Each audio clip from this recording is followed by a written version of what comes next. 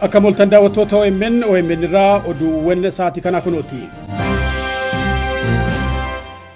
Gadaan Tuulamaa Ardaa Jilaa Caffeetumaa galgala sadaffaa seera tumuu irratti argama. Kan bar bulchiinsaa ittaanu baalli fudhatuuf jiru muudanni yookiin michilleen, foolleen muudanaa yookiin roobaleen, dabballeen muudanaa yookiin birmajiin, abbootiin birmajii fi roobalee akkasumas abbootiin muudanaa kan 40 gahan warra Jila Caffeetumaa seera tumuu kan irratti hirmaatani. Muudanni baay'ee qophaa'ee gadaasaa bara waliin deemsisuuf tarkaanfii fudhachaa akka jiruu fi kaka'umsa hawaasi bakka jilaatti agarsiisu baay'ee hawwataa akka ta'e maddeen keenya himanii jiran. Wiirtuu Gadaa Tuulamaa kan ta'e Odaa Nabee dabalatee ardoonni Jilaa Gadaa Tuulamaa eegumsaa fi kunuunsi godhamaa fi akka hin jirre kan ibsan maddeen eegumsaa fi kunuunsi godhamaa fi akka hin jirre kan ibsan kanneen jila kanarraa dubbifne qabiyyeewwan ardoota jilaa kanneenii qonnaa fi sochiiwwan dinagdee garaagaraatiin dhiphachaa dhufuun yaaddoo guddaa ta'uu ibsanii jiran. Odaa Nabee Caffeetumaa, Caffee Dongoraa, Dhaka-Koraa dabalatee iddoowwan ulfoo Gadaa Tuulamaa fa'i addatti xiyyeeffannaan kennamee fi akka kunuunfaman misooman ulfeeffaman warri jila kanarraa yaada kennan waamicha godhanii jiran. Bulchiinsi magaalaa Bishooftuu Ardaa Jilaa Odaa Nabee hanga kaaree meetirii 8,000 misoomsuu fi qabiyyee abbootii gadaatti kennuuf waada galee jira.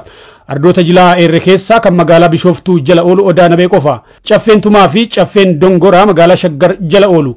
Magaalaan Shaggar hanga ammaa misooma ardaalee jilaa kanneen ilaalchise yaadni dhiyeessee jiru. Hawaasni fi abbootiin gadaa ardoonni jilaa xiyyeeffannaan akka kennamee fi kunuunsaman misooman waamicha godhan.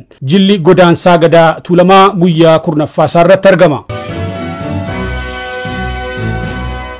Gadaan Tuulamaa sadeenii Daaci Bachoo fi Jilli wal harkaa fuudhiinsa baalli Gadaa Meelbaarraa gara muudinaatti darbuuf Caffeetumaa bakka qubatanii jiranitti har'a qondaalonni magaalaa Shaggar kennaa geessaniifi jiru. Sadarkaa ittaanaa pireezidantii mootummaa naannoo Oromiyaatti kantiibaan magaalaa Shaggar Dr. Tashoomaa Addunyaa, ittaanaan kantiibaa magaalaa Shaggar obbo Guyyoo Galgaloo akkasumas aangoonni biroo fi keessummoonni argamuudhaan kennaa korma 5 fi kanneen biroo gumaachan. Sadarkaa ittaanaa pireezidantii mootummaa naannoo Oromiyaatti kantiibaan magaalaa Shaggar Dr. Tashooman magaalaan Shaggar magaalaa aadaa fi duudhaa uummataa tiksuu fi dagaagsuun dhaloota dhufuutti dabarsuuf hojjechaa jirtu jedhan. Ardaalee jilaa jiran eeguu tiksuu fi misoomsuuf kan hojjetamu ta'uu himanii jiran. Jila taasifamaa jiruuf bulchiinsi magaalaa Shaggar maallaqa birrii miliyoona 1 korma 5 waliin arjoomuun eebba fudhatee jira. Dabalataan dhaabbanni dhuunfaa Qarcaanshee Group korma 2 arjoomee jira. Ministeerri Muummee Abiy Ahmed har'a roobii waxabajjii 18 bara 2025 hogganoota paartilee siyaasaa mormitootaa waliin mari'atanii.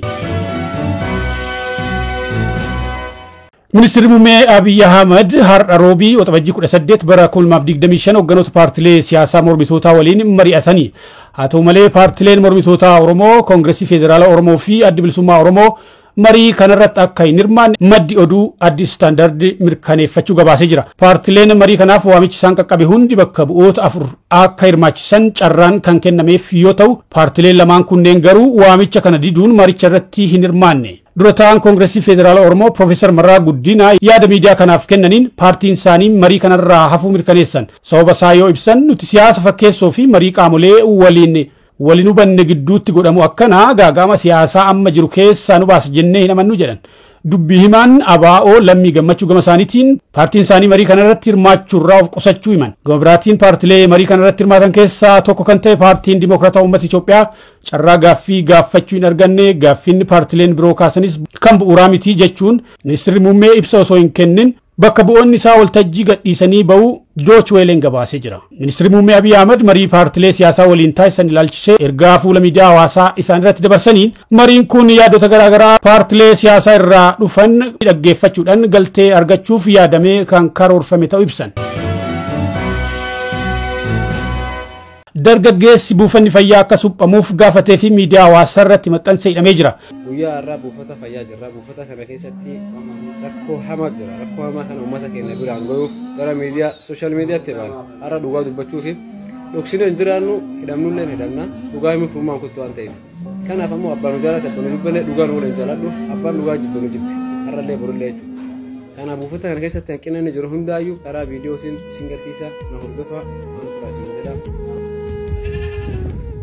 Godina Baalee Aanaa Sawweenaa magaalaa Miicaa keessatti buufanni fayyaa magaalattii tajaajilaan ala ta'uu hordofe dargaggeessi tokko viidiyoo waraabee qaamni dhimmi ilaallatu suphaa taasisuun tajaajilatti akka deebisuuf gaafatee ture. Dargaggeessi maqaan isaa Riyaad Abdushukur Shee Muhammad jedhamu sababa rakkoo buufata fayyaa Aanaa Sawweenaa magaalaa Miicataa dubbateef qondaalota magaalattiitiin hidhamee jira. OMN gabaasa caamsaa 5 bara 2025 qabatee baheen godina Baalee aanaa Sawweenatti buufanni fayyaa kun tajaajilaan ala ta'uu gabaasee ture. Buufatichi suphaa fi kunuunsa dhabuudhaan tajaajila kennuu erga dhaabee bubbuluu fi ambulaansiin buufatichaa bakkuma dhaabbatetti gommaan irraa yaa'uudhaan margaan liqimfamee jira. Kutaaleen ciisichaa, kaardii, daa'immanii fi kutaaleen garaagaraa guutuun buufatichaa mancaanii jiru. Dargaggeessi dhimma buufata fayyaa kana ilaalchisuun gaaffii dhiyeessee fi miidiyaa hawaasaa irratti maxxansee hidhamuu maddeen keenya himanii jiru. Akka maddeen keenya jedhanitti caasaan mootummaa seektaraalee tajaajila hawaasummaa mancaanii fi tajaajila dhaaban akka suphaman hawaasa tajaajilan yoo gaafatan ilaalcha diinaa qabda jedhamuudhaan nama hidhu.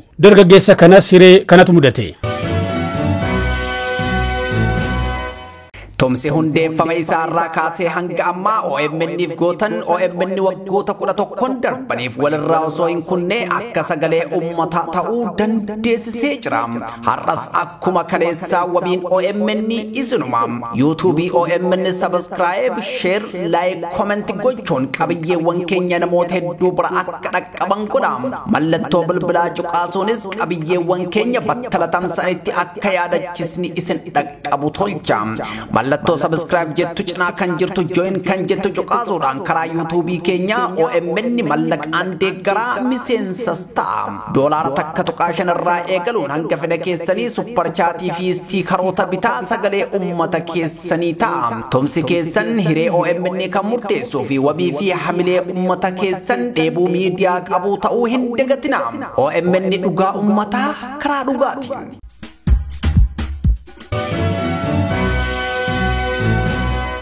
Koomishiniin haaromsa biyyaalessaa naannolee 4 keessatti loltoota duraanii 56,000 ol uummatatti makuu hime. Loltoonni kunneen hidhannoo hiikkachuu leenji'anii hawaasa keessatti deebi'uu koomishiniin kun ibse. Loltoota 57,000 hawaasatti makaman keessaa 45,000 kan ta'an naannoo Tigraay irraa yoo ta'an 9,000 immoo naannolee hafan kan biroo keessaayi. Koomishinichi marii kaleessa waxabajjii 17 bara 2025 gaggeessan lakkoofsi loltoota duraanii Tigraay keessatti hawaasatti makamanii 45,000 gahuu gabaase. Koomishiniin haaromsa biyyaalessaa adeemsa hidhannoo hiikkachuu fi deebisanii dhaabuu DDR loltoota duraanii irratti biyyoota michuu fi dhaabbilee garaagaraa waliin sagantaa marii idilee kaleessa marii gaggeessee jira. Itoophiyaan loltoota duraanii haala qindoomina qabuun gara jireenya idileetti ceesisuuf sagantaa hidhannoo hiikkachiisuu fi walitti makuu bal'aa irratti hojjechaa akka jirtu gabaafame.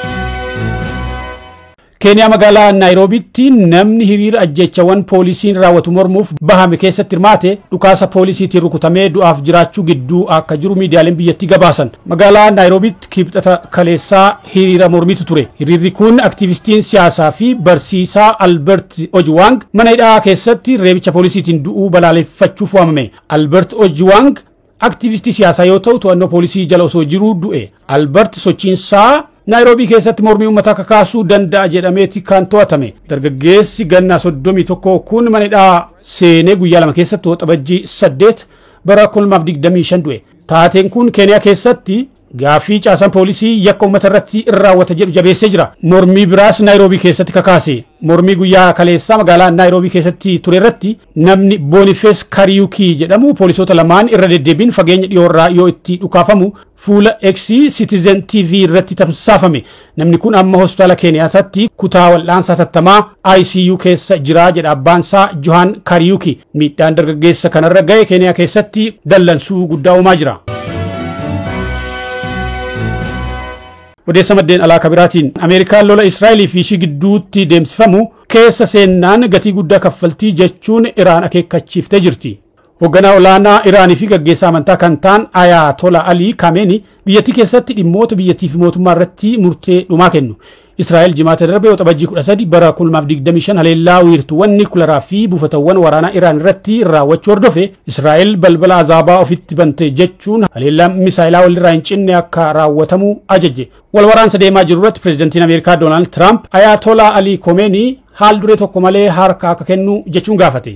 Jettiiwwan bobaa guuttatanii fi meeshaaleen waraanaa biroo Ameerikaa irraa gara Awurooppaa imalaa jiraachuu Ameerikaan kan ibsite yoo ta'u Iraan sochii Ameerikaan taasisaa jirtuuf deebii kennitee jirti. Hoogganaa olaanaan Iraan Ayatollah Ali Khamenei ibsa kennaniin Ameerikaan yoo lola seente miidhaa guddaa bayyanachuu hin dandeenye irraan geenya jedhan. Ali Khamenei ibsa eeggamaa ture karaa bakka bu'aa isaaniitiin kan dubbisan yoo ta'u humni waraanaa Ameerikaa jidduu gallaan shakkii tokko malee miidhaa irraa bayyanachuu hin dandeenyeef saaxilamaa jedhan. Namni seenaa beeku Iraanii fi uummata ishee afaan doorsisaa ittiin dubbatu lammiileen Iraan kan harka kennan miti jedhan. Gama biraatiin humni waraanaa Israa'el dirooniiwwan isaa keessaa tokko Iraanitti dhukaafamee kufuu ibse. Yeroo sochiin opereeshinii taasifamutti misaayilonni lafaa qilleensatti dhukaafaman xiyyaara humna qilleensaa Israa'el paayiletii fagoo jiruun to'atamu kuffisanii jiru jedhe. Meeshaan kun daangaa qilleensaa Iraan keessatti kan kufe yoo ta'u miidhaan namarra ga'e yookiin sodaan iccitiin bahuu hin jiru jedhan dubbii himaan humna waraanaa Israa'el.